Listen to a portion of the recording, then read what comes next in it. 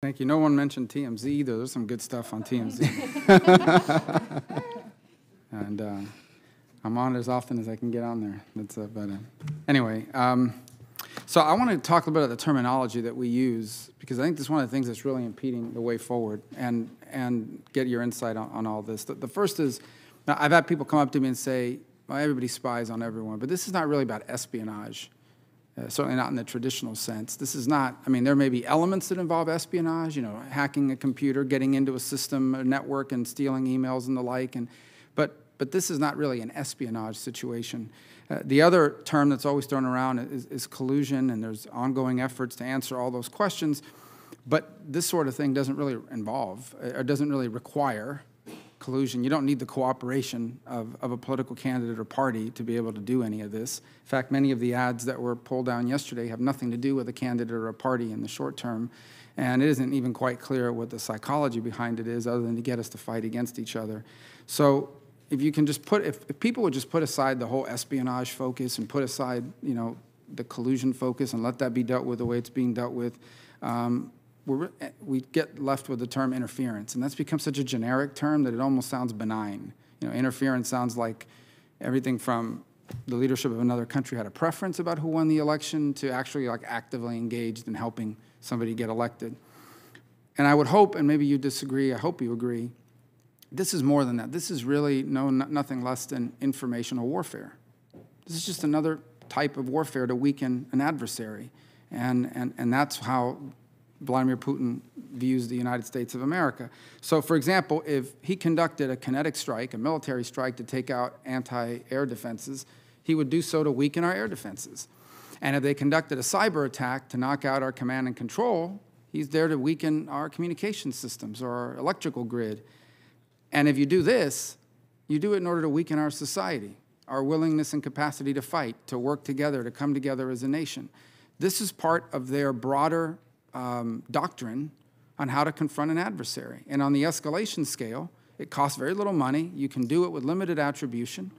And it works, because the fact of the matter is, with all the things happening in the world today, the United States Senate Select Committee on Intelligence has spent an inordinate amount of time on this important topic.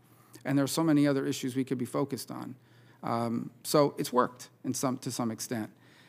Is this assessment of it right? This is not interference. This is information warfare designed to sow division and conflict and doubts about, because whether it involves changing voter registration databases in the future at some point potentially, or the stuff we're seeing now, all of that is designed to sow chaos, instability, and basically to get us to fight against each other. We're already fighting against each other in this country. All this does is just sort of stir that up even more. Is that an accurate assessment? Is this informational warfare? I agree 100%. So to the extent that it is, and I think everybody's already asked you this question, but wouldn't one of the best things that could happen is that we can focus all day on Facebook and Twitter and Instagram.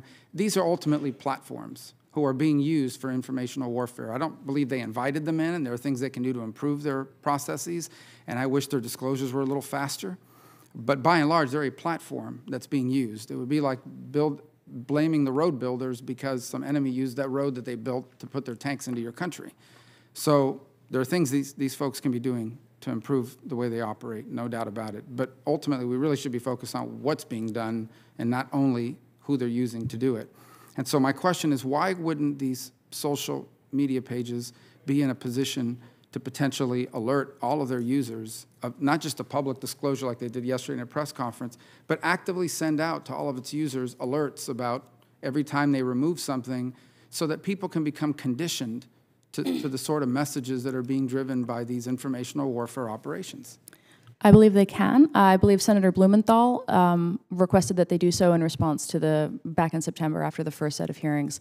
They did push notifications to people saying that they had seen content, they had liked a page, they had engaged. I believe Twitter sent out emails to users who were affected. That kind of disclosure is absolutely necessary, because one thing that it does is it comes from a platform that is at least seen as somewhat trustworthy, whereas if they hear it from the media, you see these polarized echo chambers where some people don't even believe this is happening.